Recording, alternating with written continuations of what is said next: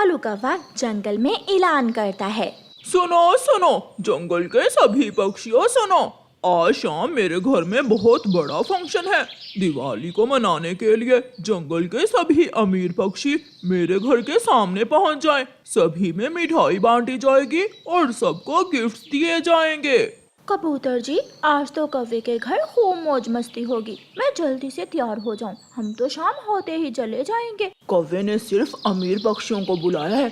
तुम अपने सोने के गहने पहन लेना, मेरी नाक ना कटवा देना सबके सामने। आप चिंता ना करें, मैं अपना सोने का हार पहन लूंगी। मम्मा, क्या हम भी जाएंगे कौवे अंकल के घर? पागल, हम कोई अमीर है? सुना नहीं था, कौवे अंकल ने सिर्फ अमीर पक्षियों को बुलाया है। हाँ बच्चों, हमारे पास है ही क्या जो हम लेकर जाएंगे। ना ढंग के कपड़े, ना ढंग के जूते। सभी पक्षी दिवाली मनाने की तैयारी में मसरूफ थे। चाचा छमछम, 1 किलो देसी घी की मिठाई दे दो, मुझे मिठाई लेकर अपनी बहन के घर जाना है। बच्चे मेरा इंतजार कर रहे होंगे। चाचा कुम्हार कौवे, क्या मेरे दिए तैयार हो गए हैं? चिंता न करो गौरी, मैंने सारे दिए तैयार कर दिए हैं। शाम होने से पहले पहले मैं दिए आपके घर पहुंचा दूंगा। मैं जा रही हूँ, मैं दिए में डालने के लिए तेल लेने आई थी। सोचा जाते जाते पूछ जाऊं। गौरी कौवी चली जाती है और कुम्हार पक्षी कालू कौवे और गौरी के ऑर्डर पर तैयार किए हुए दिए बैलगाड़ी पर लादने लगता है। मम्मा, अगर ज्यादा नहीं तो आप हमारे लिए एक दिया ही ला दें। हम दिया जलाकर अपने घर में भी रोशनी कर लेंगे। घर की दीवारों पर ना सही, एक रोशनी घर में तो होगी। मम्मा चिड़िया के पास 2 रुपए थे, इसलिए वो अपने बच्चों से कहती है, ठीक है बच्चों, आप घर में बैठो, मैं अभी आपके लिए एक दिया लेकर आती हूँ। मम्मा चिड़िया अपने गुल्लक से 2 रुपए निकालती है और अपने बच्चों के लिए दिया लेने चली जाती है। चाचा कुम्हार, ये लो 2 रुपए और मुझे एक दिया दे दो। नहीं चिड़िया, माफ करना, ये ऑर्डर का माल है। ये दिए कालू और गौरी कौवी ने तैयार करवाए हैं। इनमें से मैं आपको एक भी दिया नहीं दे सकता। मेरे बच्चे दिल थोड़ा करेंगे, मैं उनके लिए कुछ और तो ले नहीं सकती। प्लीज आप मुझे एक दिया दे दे। चिड़िया, मेरा वक्त जाया मत करो, मुझे मेरा काम करने दो।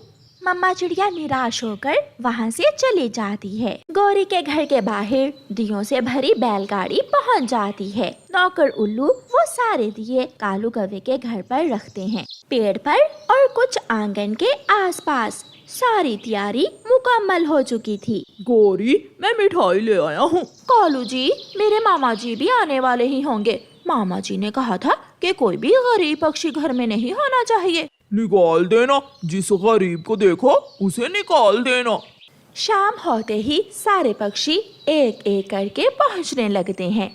मिठू तोता और उसकी पत्नी हरियाली भी बन ठन कर पहुंच जाते हैं। कालू कौवे ने घर के बाहर कुर्सियां लगा रखी थी। हरियाली, आओ आओ, वहाँ कुर्सी पर जाकर बैठो। कालू, मिठू और हरियाली को मिठाई दो।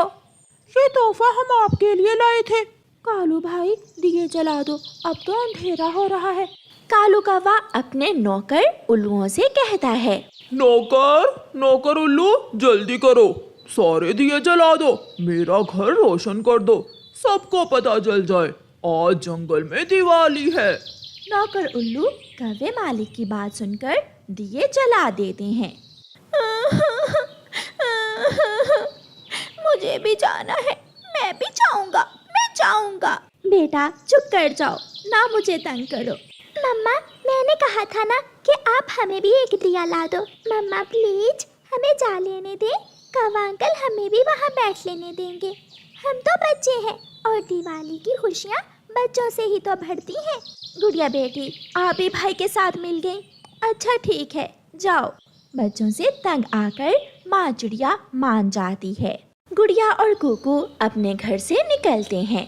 सभी मेहमान पक्षी इकट्ठे हो चुके थे। दिए जल गए थे। एक बड़ा पटाखा चलता है और गौरी कौवी सब में मिठाई बांटने लगती है। रौनक लगी हुई थी। जब कुकू और गुड़िया वहाँ पहुँचते हैं तो गौरी कौवी उन्हें दूर से ही देख लेती है। रुक जाओ, तुम दोनों यहाँ नहीं आ सकते। सबकी नजरें कुकू और गुड़िया पर थीं। गरीब माँ के गरीब बच्चों, चलो भाग जाओ यहाँ से। ये त्योहार हम अमीर पक्षियों के लिए है। जो तोहफा ले सकते हैं तो दे भी सकते हैं। इन गरीबों के पास तो इतने पैसे भी नहीं है कि एक दिया ही ले सके। अंकल और आंटी प्लीज, हम मिठाई नहीं खाएंगे, लेकिन आप हमें थोड़ी देर वहाँ बैठ लेने दें। मेरा भाई जिद कर रहा था, इसलिए ले आई। माँ ने तो मना किया था। ये गरीब बच्चे हमारी खुशियाँ भी खत्म करने आ गए हैं। कालू और गौरी जल्दी आओ, मैं बड़ा अनार लेकर आया हूँ, चलाऊंगा तो सब हैरान हो जाएंगे। जाते हो या एक लगाऊं? कुकू और गुड़िया डर जाते हैं और वहाँ से चले जाते हैं। थोड़ी दूर जाकर कुकू फिर से रुक जाता है। अब क्या हुआ भाई? गुड़िया बहन, हम पेड़ के पीछे छुपकर देख लेते हैं।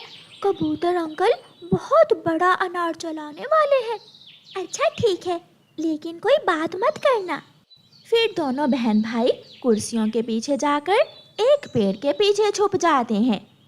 कालू कौवे का बेटा एक पटाखा फेंकता है जो सीधा जाकर तोते की चोंच पर लगता है।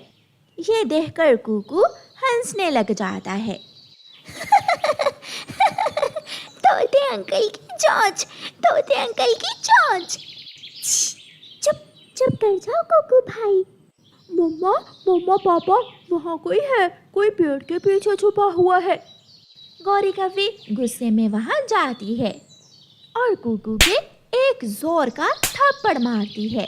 गुड़िया, इसे अपने साथ ले जाओ, वरना मुंह तोड़ दूंगी इसका। जा रहे हैं आंटी, हम जा रहे हैं। गुड़िया अपने भाई को लेकर वहाँ से चली जाती है। जैसे ही वो गरीब बच्चे वहाँ से जाते हैं, तेज हवा शुरू हो जाती है और सारे दिए बुझ जाते हैं। कालू जी, ये क्या हुआ? मौसम तो साफ था, फिर ये तेज हवा और तूफान कहाँ से आ गया? अंधेरा हो जाता है और तेज हवा से सारी कुर्सियाँ उड़ जाती हैं। ये सब उन छोटे बच्चों की वजह से हुआ है। कोई जाए और उन्हें मना कर ले आए, वरना हम में से कोई भी दिवाली नहीं मना सकेगा। कालू जी, तोते की बात ठीक है। जैसे ही छोटे बच्चे यहाँ से गए, तेज हवा शुरू हो गई। मैं अभी उन्हें देख कर लाता हूँ। दोनों बहन भाई अपने घर के बाहर बैठे रो रहे थे। जब कालू कौवा वहाँ जाता है तो दोनों बच्चे डर जाते हैं। अब हमने क्या किया है? हम तो वहाँ से आ गए थे। बच्चों, हम सब आपसे बहुत शर्मिंदा हैं। जब तक आप नहीं आओगे हमारे दिए नहीं जलेंगे।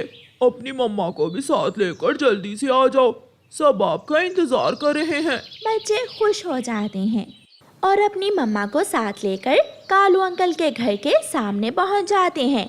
हवा भी रुक जाती है और दिए फिर से रोशन हो जाते हैं।